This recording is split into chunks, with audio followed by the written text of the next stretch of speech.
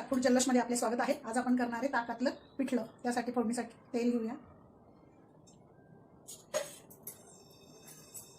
मोहरी टाकूया,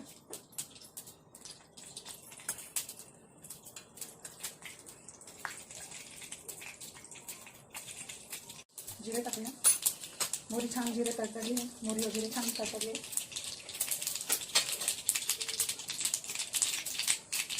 थोडं कढीपत्ता घालूया, थोडी फोडणी कोथिंबीर घालायची, कांदा घालायचा,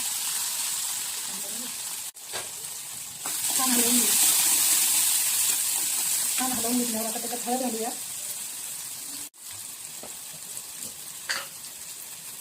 थोडं मीठ घालूया, मीठ हळद सगळं फोडणीत घातलंय आपण। ते छान परतून झालेलं आहे। त्यात असा जाडसर मिरची, हिरवी मिरची, लसूणचा जाडसर गोळा करून घेतला आहे। ते छान परतवून घेऊया। थोडंसं ताक घेतलं आंबटसर, एक अर्धी वाटी ताक घेतले, त्याच्यात बेसन पीठ घ्यायचं, ते घोळून घ्यायचं छानपैकी।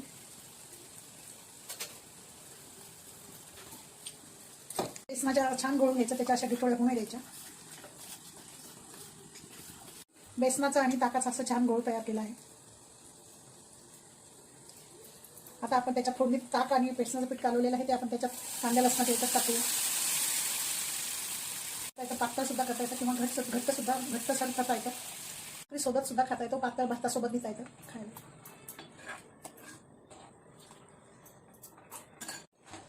पिठलं असं छान पातळसर झालेलं आहे।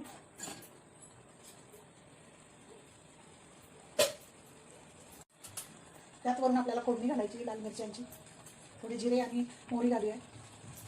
या अशा गोड मिरच्या आमच्याकडे आहे, तुम्ही कुठल्याही घालू शकता आवडल्यास। आता त्या फोडणीत टाकूया मिरच्या,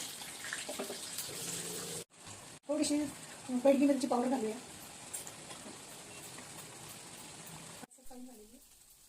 आता आपण ती पिठल्यात वरतून सोडूया। कोथिंबीर घातलेली आहे। पिठलं आपलं छान झालेलं आहे। आपलं हिरव्या मिरचीचं झणझणीत ताकातलं पिठलं तयार आहे। त्याच्यासोबत तुम्ही भातासोबत खाऊ शकता, भाकरीसोबत खाऊ शकता, त्याच्यासोबत ठेचा, कांदा, भाकरी, हे छान असा गावरान बेत तयार आहे। तुम्ही नक्की करून बघा। आवडल्यास व्हिडिओला लाईक करा, चॅनलला सबस्क्राईब करा।